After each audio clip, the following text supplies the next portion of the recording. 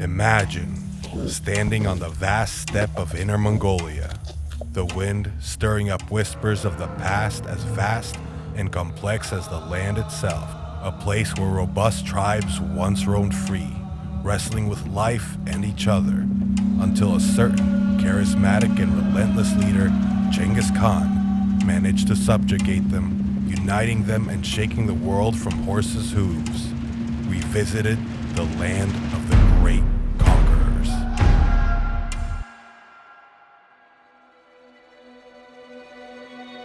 In the 13th century, the Mongol Empire stood at its zenith.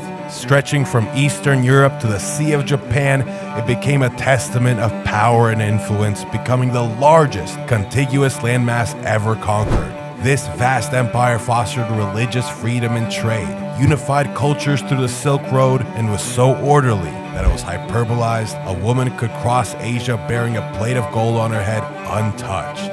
However, it was not built without violence, and as we know, violent delights have violent ends. Genghis Khan's conquests were brutal, and it was only a few generations after his death that internal conflicts broke their unity apart. The empire may be long gone, but their culture and warrior spirit remain ever strong. After our soothing and informative visit with Liu Xiaojun, our friends at Lift On caught sight of a festival and a wrestling competition happening by Ordo City, Inner Mongolia, a small fragment of the monolithic Mongol Empire located in northern China. We couldn't miss this chance to witness these mythical warriors, their culture, and their strength. So we hit the road armed with nothing but a blank canvas, eager spirits, and no clue what to expect. I've been avoiding Romark this morning because I thought he was angry. Turned out that he just shaved his mustache. He's not angry. I'm trying to blend in. No one has a mustache here. He just looks angry. We started our first leg of our journey to Mongolia. We have no clue what to expect. I'm excited for this journey. If you guys like what you see, please subscribe because we are putting in the work. Mongolia, here we come! 48 Bravo. But we made it. What was the first thing you noticed about the city? It's like Virginia. Empty. It's empty. Wow, this hotel is cool. This hotel is cool. This is awesome. 容易去出口，因为他们可能对外国人觉得外国人也轻拍松 Why is it that we can't touch it? Or it's a pillar of their. I just want to understand. Translate literally what he said. Because if you will feel like insulting to them. Interesting. Okay, yeah. Think we look confused? We are. We're trying to learn what to do and not to do around Mongolian wrestlers. To get more clarity, we needed to make a call to speak to an expert. A couple things that you can't do when you're touching Mongolian wrestlers, specifically touching the shoulder, especially tapping the shoulder and the head, especially at the top of the head. This is Lavelle Marshall, a German-American who's traveled far and wide to hone his grappling skills. He's been a world champion in Chinese wrestling and several years ago made a huge life transition to move to rural Mongolia to learn from the best.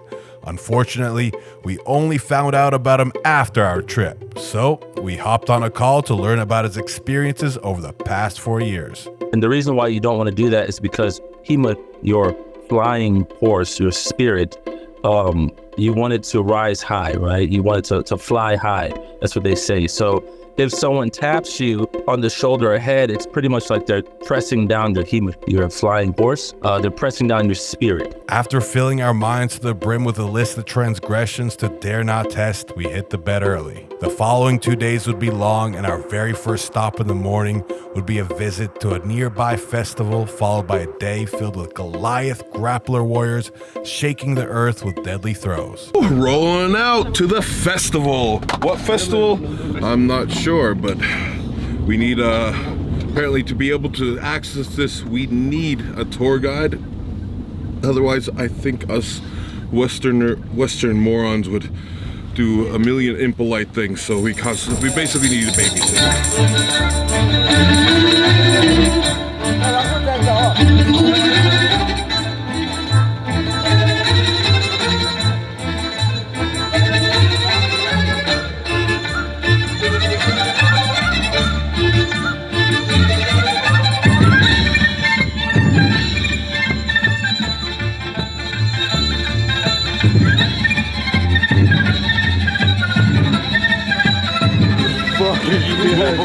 Getting some.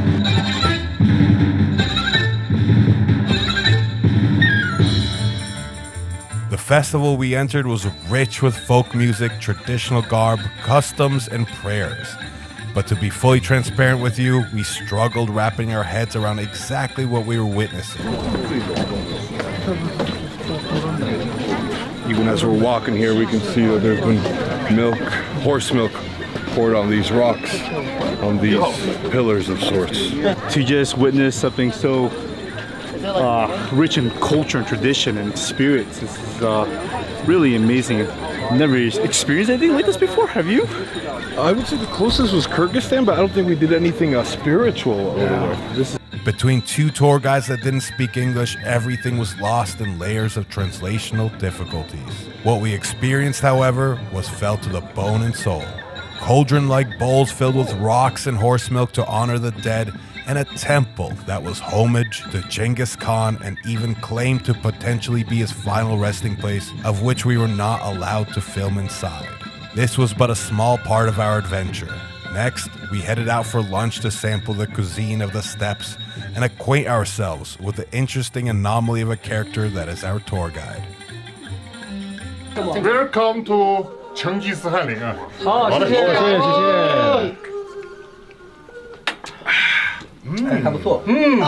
Very nice. Really good. Give me the bottle. I'm gonna be so fat. Oh, yeah, I already am getting so fat. I think I gained like 7 pounds already. Before you could say yurt, he had us educated in the golden rule of the land. Before business, we raise a toast. To not would be a cultural misstep, or perhaps this was Adi's sly ploy to make drinking comrades out of us. It certainly didn't help us with focusing on filming here, so instead we'll touch back on the cuisine later and cut to the action. A stampede of white horses, the to-be victors' spoils of war. On the bright side, it didn't take long for us to get to the good stuff, witnessing the giants of the steppes.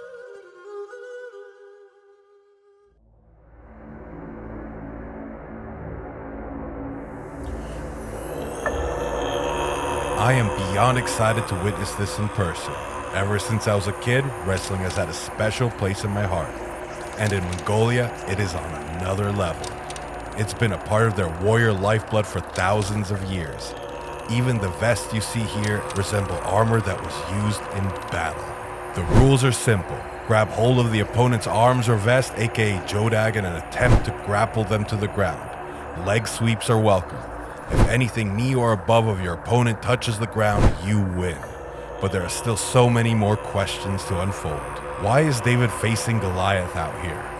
We found out there are no weight classes. Why have these two competitors been locked in a stone still standoff for over an hour?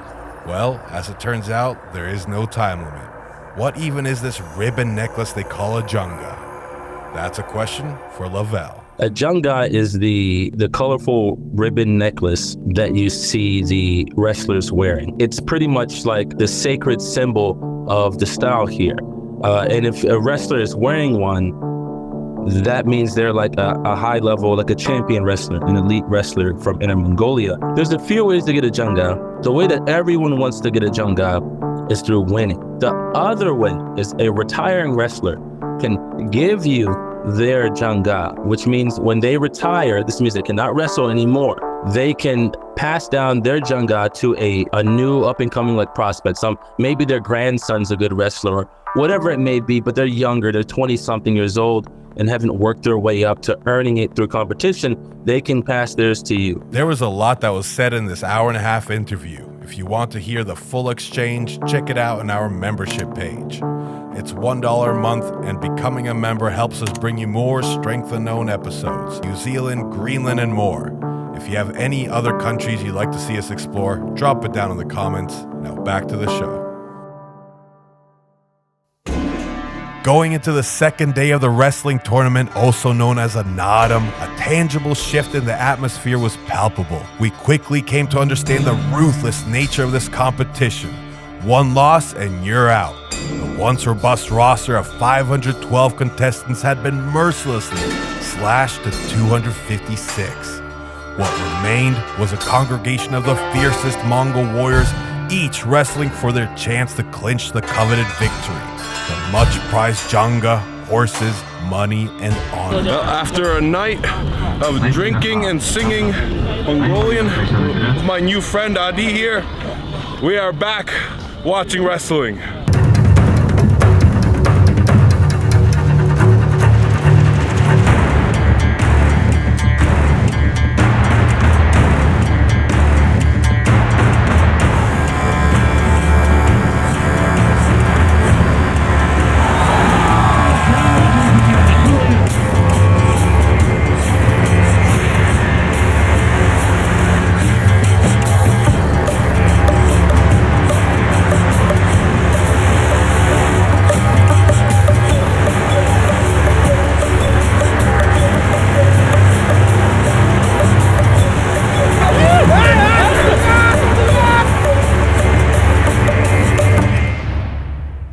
Sort of resorted to sitting on the ground staring at the screen because my back seasoned up a bit. I definitely prefer competing sometimes over standing long periods of time. I actually pretty much always prefer competing over standing for long periods of time.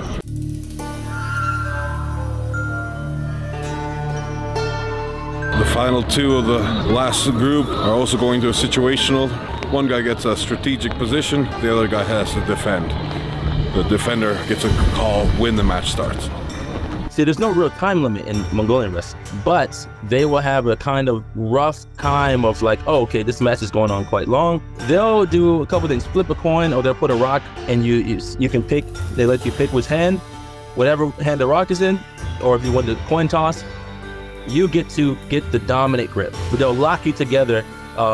And there's numerous grips, so you get a dominant grip. Now they'll say go. If the person gets out of the grip or you can't throw them, then they stop it, the other person gets the dominant grip. If that doesn't work, you get another grip that's even more dominant. They'll put you in like, you get to get the whole entire waist and the belt, which means that like that person's pretty screwed, right? And it just goes on and on until someone falls.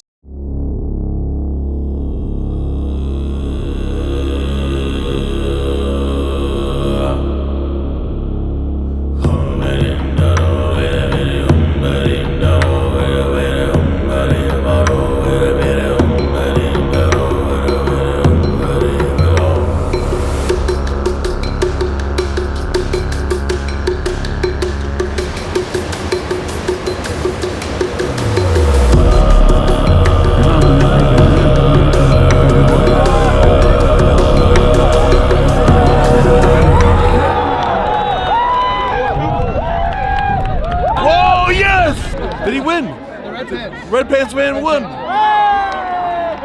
And just like that, two warriors fell to the ground, and in a field of confusion, we ran forth for answers. They haven't found the winner yet, so all the people, the judges are gathering right now to see who won. This is crazy. We're just hearing from these guys over here, the police, that they don't know what to do in a situation like this. In such a close eye, where it's absolutely uncertain.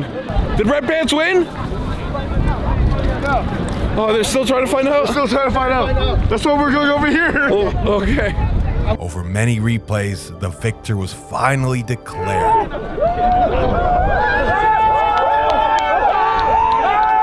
Finding out they compete every day over the summer, I have nothing but immense respect for these athletes. After all, it's a tall ask to win a competition of over 500 competitors to claim the Janga, horses, and over tens of thousands of dollars. Congratulations to this warrior and all the wrestlers that give their heart and soul to the mastery of this traditional combative form. I had my first squatting toilet experience. That was extremely difficult. My ego, I wanted to be able to have the experience with my pants still around my knees. Very difficult, very difficult. So next time you should take your pants off. Oh, next time I will take my pants off, yes.